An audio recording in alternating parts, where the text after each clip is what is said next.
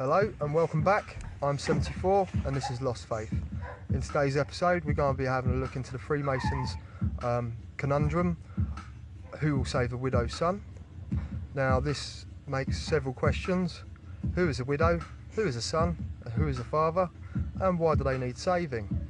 Now Hiram Abiff is the number one deity to Freemasons, so this clearly centralises around him. Some Freemasons will tell you that actually Hiram Abiff is known as a widow's son, so he is a son, his mother is the widow, and the father is his father, King of Tyre. Other Freemasons will turn around and say, we, the breadwin, are the widow's son, Hiram Abiff is our father,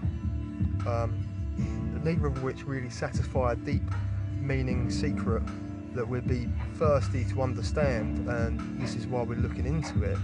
So I'd like to propose another theory of what this riddle really means. Now there's no way of actually fact-finding this specifically or proving it 100%, but you can do your own research into what I'm saying and you'll find what I'm saying to have some relevance to the story. In other similar legends like Thor or King Arthur, you'll find Mordred or Loki being the imposter on the throne. Now it's important to consider that actually Hiram Abiff is the hero within the Masonic legend. It's not King David or King Solomon, it is actually Hiram Abiff that we centralise around when we look into the Masonic beliefs. So Hiram Abiff is the hero and perhaps the true heir to the throne. Now King Solomon had 700 wives and 300 consorts, and he only had one child, which was with the Pharaoh's daughter. And in our history books that's listed as Naamah.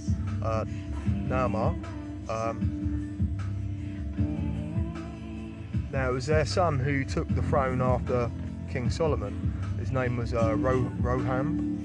Now the other 10 tribes broke away from Israel at that moment in time, as they rejected him as being the true heir to the throne, because the marriage between King Solomon and Naamah was seen as illegitimate because she was a foreigner. So the bloodline could not be pure. So in this story we'd see the son is Roham and the widower is Naamah, and the father would obviously be King Solomon. Now there's other proof that actually it was the Pharaoh's daughter was not Naamah at that moment in time at all.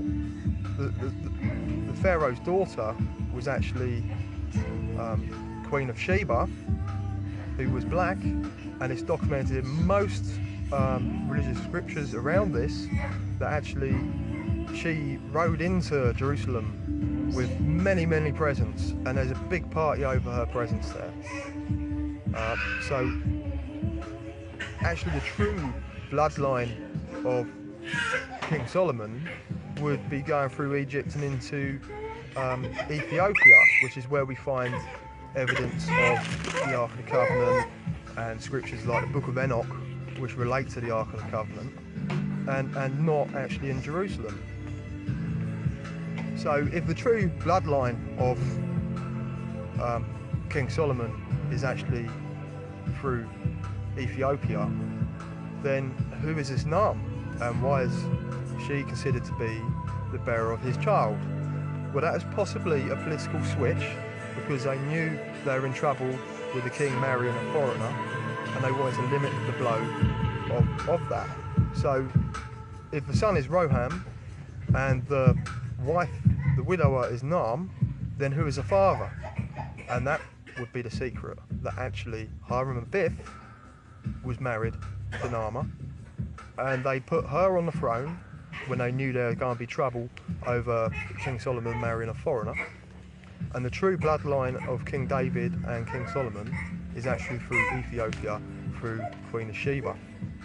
Now this is important to everybody, because most monarchies throughout the Western world believe they have a bloodline of King David or King Solomon within their bloodline, when in reality it would be the bloodline of Hiram Abiff. This would also explain why Rama needed saving, because he's in quite a volatile situation at that moment in time, with the war and the breakaway of Israel from himself as a true heir to the throne. Now, I find this version of events a lot more satisfying to the desire to find the hidden meanings than anything you'll hear from most Freemasons. So it still leaves a bit of a question of who will save Rehoboam as the king of Judah at that moment in time. Well, that would be the one tribe that stuck by them, which would be the Benjamite tribe, which interestingly is where Mary Magdalene was eventually descended from. And at the beginning of the episode, I suggested that King David and King Solomon might have been the imposter on the throne in this story. Now, this would be quite easy to achieve at this moment in time, because there wasn't any social media, there wasn't any press, there wasn't any news or newspapers that we have today. So it'd be quite easy to leaflet drop Judah and have the masses believe that you are the holiest of holy of all kings. Now, there's no evidence of King David or the house of David actually in Israel or Jerusalem. The closest archaeological evidence you'll find of King David or King Solomon is actually in the 21st dynasty of Egypt, where phonetically the names are more similar than what you'll find in Judah, but with archaeological evidence of their existence there, the house of David being one of the churches within a town called Tanna in Egypt. So perhaps there is some legitimacy to the fact that he was an imposter on the throne, although, well, be it very religious and very supported and followed.